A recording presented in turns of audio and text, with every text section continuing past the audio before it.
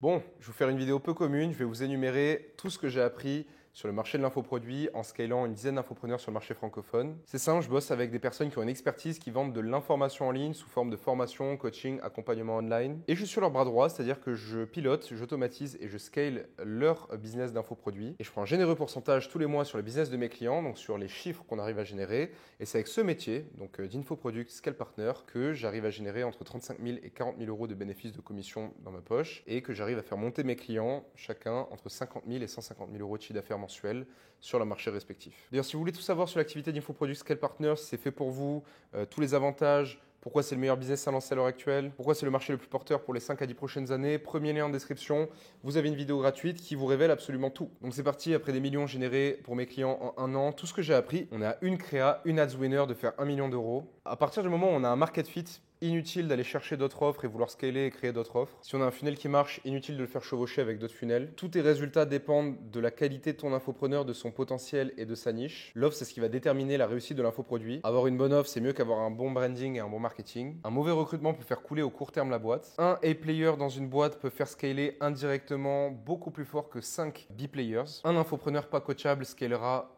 jamais, même s'il a le plus gros potentiel du monde. Les infopreneurs sont vraiment dans la demande une fois qu'ils ont compris ce qu'on peut vraiment leur apporter. Une belle partie des infopreneurs doivent quand même prendre conscience qu'ils ont besoin de nous, ils n'ont pas encore pris conscience. Il y a une chance sur deux qu'un infopreneur qui ne paye pas d'upfront fees ne soit pas impliqué à 100% dans la collaboration. La pire chose que puisse faire un scale partner, c'est d'avoir peur du scale, donc c'est-à-dire d'avoir de la retenue sur les budgets investis, sur les moyens déployés, s'il y a le potentiel de faire plus. Il vaut mieux faire x3 sur 30 000 euros de budget, par exemple publicité investi, que x10 sur 3 000 euros. Le jeu de volume est donc beaucoup plus intéressant que jouer la rentabilité pure et le retour sur investissement. Toujours challenger les équipes chez les infopreneurs, tout le monde est remplaçable. Le challenge funnel à l'heure actuelle, c'est que pour les gros acteurs du marché. Avoir une super relation avec son client peut sauver toute la collaboration en cas de tempête. Avoir un client pépite, c'est mieux que d'avoir 4 clients moyens. Un client peut ramener entre 3 000 et 20 000 euros par mois chacun. Un infopreneur veut gagner le plus d'argent possible en y passant le moins de temps possible et en conservant son énergie mentale. Les Américains ont de moins en moins d'avance sur nous. Déjà, on pensait il y a 2 ans que le marché de l'infoproduit était saturé, alors que cette année, il n'a jamais été aussi facile de vendre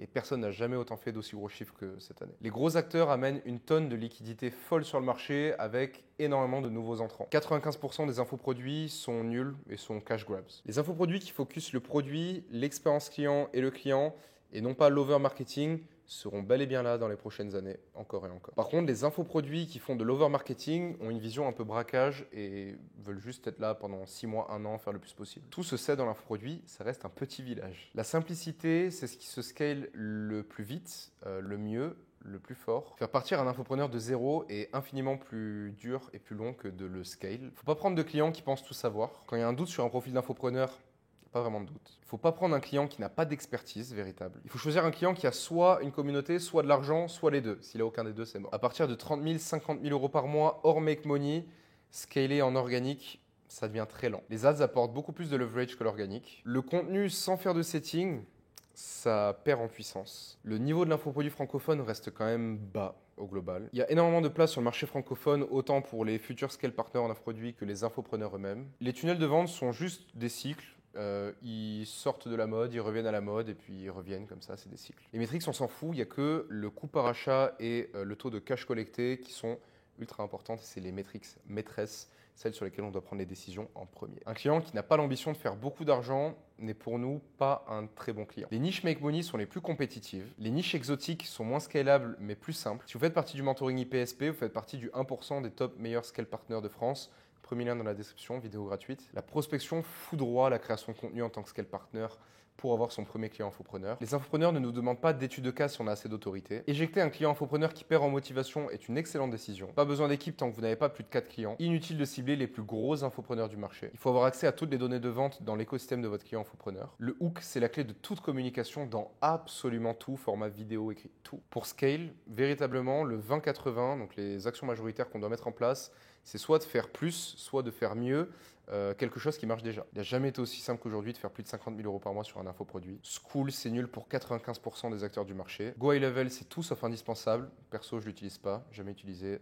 concrètement pour un client. Pas besoin d'IA pour scaler un client, j'utilise jamais, pourtant on fait plus de 30 000 euros de bénéfices par mois. Système IO, Foodroid, ClickFunnels. L'expérience client plus la relation client plus les résultats clients, c'est égal à un client fidèle à vie. L'empathie, la remise en question et la réactivité sont les meilleurs skills pour un scale partner. Faire sauter la TVA de nos infopreneurs a été le meilleur move. Scaler un infoproduit, c'est à 90% soit via du capital humain, soit des logiciels. J'ai jamais vu autant de millionnaires se créer et pop chaque jour dans l'infoproduit. La concurrence, quand tu as un très bon scale partner, elle est inexistante. Un client prend seulement 1 à 2 heures par jour, une fois qu'il est lancé et qu'il a un market fit, qu'il est en rythme de croisière. Mieux vaut internaliser chez le client qu'internaliser chez soi. Il n'y a pas de niche meilleure qu'une autre. Copier les gros acteurs, les gros infopreneurs du marché, c'est pas toujours un bon move. Avoir un associé m'a permis d'avoir une meilleure capacité d'absorption, d'avoir plus de clients infopreneurs chez Red Bay Media. Le rejet est normal quand on cherche son premier client. Les gens ont une vie et un business plus important que vous à gérer.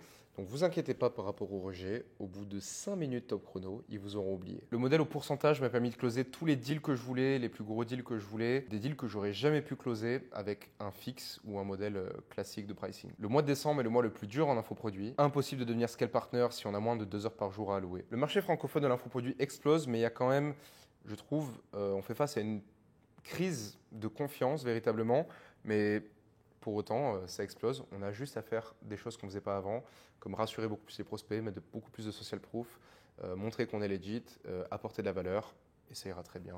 Vous raflerez le marché. Ça peut vous desservir de prendre trop de clients. L'infoproduit B2B devient super intéressant. Il y a beaucoup trop de mythos dans l'infoproduit. On doit toujours avoir un pied dans l'opérationnel pour pouvoir scaler très fort un client. Les infopreneurs veulent aujourd'hui des partenaires, pas des prestataires. Vous êtes souvent à une métrique, une KPI de faire x2 sur le business de votre client et donc sur ses résultats, vos résultats aussi. Un bon attractif caractère peut littéralement surpasser tout le marché. Aujourd'hui, à l'heure où on se parle, le high ticket fout droit le low ticket. Le contenu, c'est plus complexe à scale que les ads. L'erreur numéro 1 est de choisir un mauvais client. Faire 100 000, 200 000 euros par mois avec un infoproduit, ce sera la norme d'ici 1 à 2 ans. Sans compréhension exacte de l'avatar client et de ses besoins de notre client infopreneur, zéro scale. Le seul moyen de faire exploser le produit du client, c'est de considérer son infoproduit comme étant le nôtre. Le marché évolue vite, très très vite, et parfois le marché entier est plongé dans une zone de flou et personne ne sait exactement quel est le next big move et quel est le gros mouvement qu'il y a à faire ensuite pour redonner la liquidité. Si vous n'avez pas votre premier client en 3 semaines, vous avez mal fait les choses. Et enfin, si vous avez écouté tous mes apprentissages jusqu'à présent, vous serez un excellent scale partner.